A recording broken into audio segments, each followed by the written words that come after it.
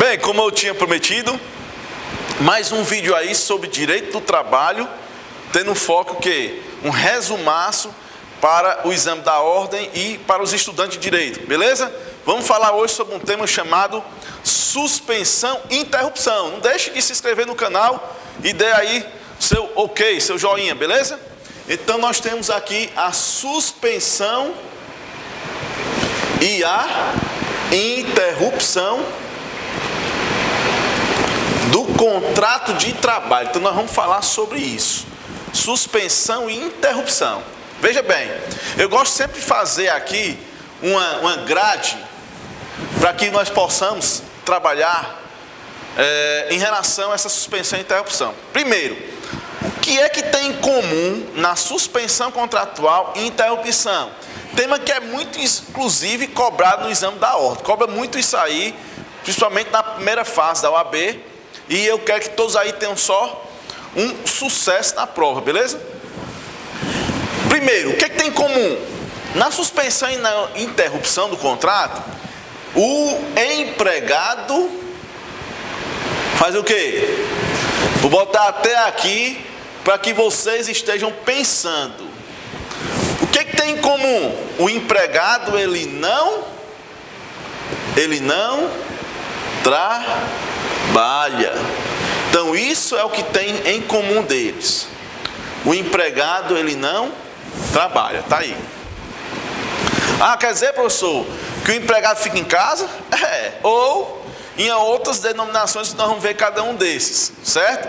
Segunda ideia da suspensão e da interrupção, qual é? Segundo, um comum nós já vimos, isso aqui é o algo comum, mas agora temos a diferença. Na suspensão contratual, o empregador não paga salários. Ou seja, o empregador não vai pagar os salários quando é uma suspensão contratual. Outra ideia aqui, se um empregador não paga salário, na interrupção contratual, o empregador paga salários. Tá aí.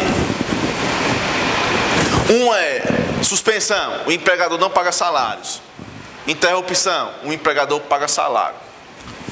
Outra questão muito importante a vermos aqui na suspensão contratual, qual é? Nessa daqui, o tempo de serviço não será computado. O que é isso? Na suspensão contratual, o contrato dele para ao longo do tempo. Que aí nós vamos ver já alguns exemplos para termos comumente o que seria tempo de serviço contado e o que seria o tempo de serviço computado na interrupção. Então, se você pegar aí suspensão, nós temos o empregado não trabalha, o empregador não paga salário e o tempo de serviço não é computado. Isso é o que? Suspensão. Anote aí, escreve esses três requisitos essenciais.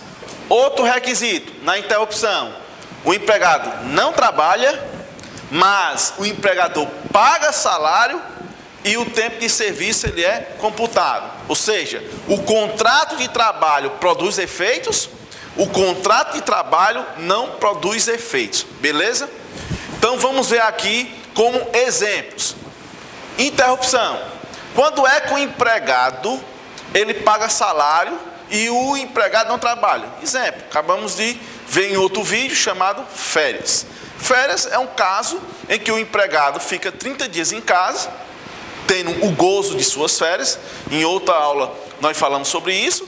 E consequentemente o empregado faz o quê? Ele paga o salário, como ele paga também o que nós vimos, 1/3 constitucional, né? Que é um terço de férias em cima da sua remuneração, ok? Outro exemplo também que podemos utilizar para a interrupção, quando um sujeito casa, por exemplo, se o empregado casa, ele também tem quantos dias? 3 dias de licença para o casamento. O filho nasce, licença paternidade, 5 dias se a empresa não tiver nos programas governamentais, que a licença paternidade ela pode ser também de quantos dias? 20 dias, mas conforme a Constituição, são de 5 dias, não conforme a CLT, conforme a Constituição. Por que isso, professor? Porque a interrupção, você pode ver pelo artigo 473 da CLT. O artigo 473 da CLT, ele vai dizer lá os casos em que há faltas, certo? E essas faltas, elas são o quê? Justificadas. Então, quer ver casos de interrupção? Vá no artigo 473. Lá vai dizer que doação de sangue, ou seja, você fazer uma doação durante 12 meses, tem um dia também de falta justificada. Os pais aí que acompanham os filhos, né, para a questão de saúde, levar para o médico, até 6 anos a criança, os pais só podem ter um dia durante 12 meses, ou seja, passou de 12 meses, a criança vai só, porque não precisa dos pais irem, não é isso? Que é uma coisa ilógica, mas está lá, dizendo na legislação que até um dia, e depois aí as crianças vão só, porque só justifica a falta uma vez durante um ano, no caso de doença dos seus filhos, para acompanhamento. Em outros casos, como eu disse, férias, licença paternidade, questão de ser testemunha, vai lá, testemunhar aí numa audiência, também é falta justificada, entre outras. E aí, jovem? Pois bem, continuando, nós podemos ver aqui outros casos sobre interrupção. E a suspensão? Quais são os casos que eu posso elencar aqui para vocês no caso de uma suspensão contratual? Vamos ver aqui. Quais são os casos? Veja, na suspensão, esse aqui é mais fácil de observar, no caso da suspensão. Por quê? Porque nós temos alguns casos dentro do da própria CLT que diz o seguinte, por exemplo, aposentadoria por invalidez. Aposentadoria por invalidez. Quem é que paga? O INSS. Se o INSS que paga uma aposentadoria por invalidez, consequentemente é caso de quê? Suspensão. Nós vimos. Empregador não paga salário. Quem paga? INSS. Suspensão. Está onde isso? Artigo 475 da CLT. É um caso de aposentadoria por invalidez. Outro caso aqui que nós podemos tirar aí de suspensão contratual. Vamos lá. Greve. Professor, greve? Sim, greve. Inclusive, se vocês pegarem aí, artigo 7º da lei 7783/89, que é a lei da greve, não sei se artigo 7 vai dizer o seguinte, que os empregados que aderirem à greve, os contratos deles serão o quê? Suspensos. Beleza, professor? Mas eu só vejo todo mundo aí fazendo greve e recebe salário. Como é que o senhor está dizendo que suspensão não paga salário? E como é que os caras que fazem greve aí, os empregados, recebem? Veja bem, o que é que o legislador nos diz? Que a regra da greve é o quê? Suspensão. Mas se o empregador pagar os salários dos seus empregados quando estiver no decorrer da greve, ele passa de suspensão para o quê? Interrupção. Entenderam? Então, de novo, vamos entender isso aqui. A greve, em regra, ela é o quê? suspensão. Mas se o empregador pagar salário na greve, ele passa a interrupção. Foi até uma polêmica que houve em relação à decisão do STF no serviço público. Por quê? O serviço público não existe, ou não há uma legislação especial para a greve do serviço público. Aí o que acontece? Eles vão usar a lei da greve, a 7783, de forma analógica. Eles usam essa lei para aderir à greve. Aí o STF decidiu o quê? Que no caso de serviço público vai se ter uma suspensão. O que foi que o STF fez? Ele simplesmente determinou que já está no artigo 7 da lei da greve. Eu não estou utilizando essa lei, então ele só fez utilizar o entendimento. Mas se lá o gestor municipal ou estadual, qualquer um, que se pagar, ele é o quê? Interrupção. Sem interrupção, a contagem de tempo de serviço. Então, se você tiver de greve recebendo salário, isso quer dizer que ele vai computar o tempo de serviço dele, se der 30, 60, 90, sei lá, 6 meses de greve, a contagem dos 6 meses, caso haja pagamento durante esses 6 meses. Beleza? Isso é contagem de tempo. Outra questão muito interessante que se fala sobre suspensão é a chamada incapacidade laborativa. Incapacidade laborativa. O que é que significa a incapacidade laborativa? É aquele em que o sujeito, ou seja, o empregado, ele não trabalha durante 15 dias. Vamos dar um exemplo? Então, se ele tiver numa incapacidade de 15 dias, quem que paga o salário dele? Do empregado? Se chama empregador. Ou seja, se tu não tem condição de trabalhar no prazo de 15 dias, aqui é caso de quê? De interrupção.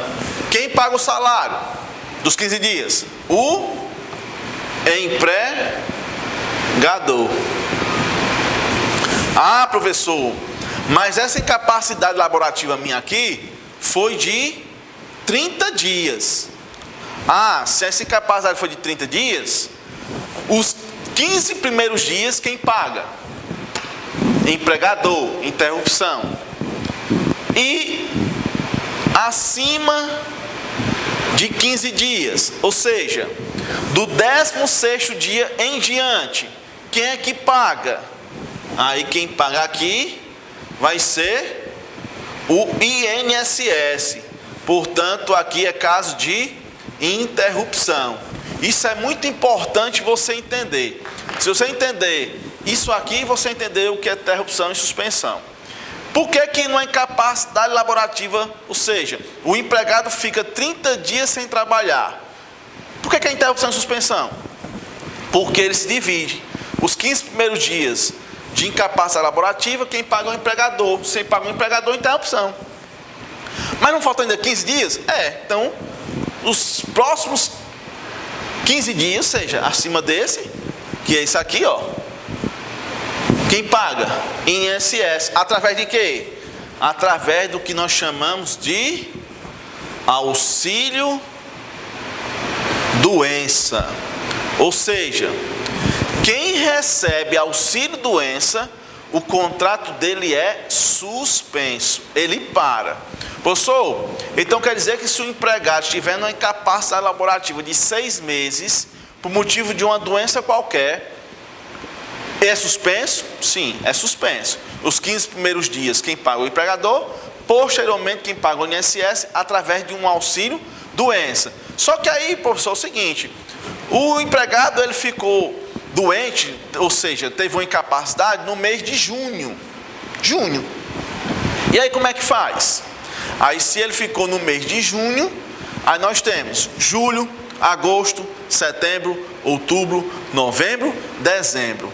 Ou seja, 6 meses não computa o tempo de serviço. Isso é suspensão. Então quer dizer, professor, que se ele pegou lá, trabalhou até o mês de junho e os outros 6 meses ficou recebendo auxílio doença, quer dizer que ele não computa? Não computa. Esse tempo ele fica o quê? Parado. Certo? E então como faz aí a contagem de tempo? Se ele voltar em janeiro a trabalhar, aí começa a ter uma nova contagem a partir de janeiro, beleza? Então de um ano todo, no ano de 2019 até o mês de junho, você trabalhou 6 meses, ficou recebendo mais 6 meses de auxílio-doença, então você volta em janeiro de 2020, aí começa a contar em 2020 em diante, beleza? Ok. Então o que é que eu posso ver mais com vocês na questão da suspensão e interrupção? Artigo 476A da CLT. O que é que diz aqui o artigo 476A da CLT? Ele vai também falar no caso de qualificação profissional. O empregado, ele vai receber lá um curso de qualificação. O tempo que ele ficar nesse curso também é considerado pela legislação como o contrato sendo suspenso. Aí lá tem algumas questões sobre a questão do empregador dar uma ajuda de custo ou fazer uma negociação, mas não deixa da regra geral de ser o quê? Suspenso o contrato de trabalho. Outra questão aqui que pode se ter muito foi conforme a reforma trabalhista, que aqui nós podemos utilizar da reforma,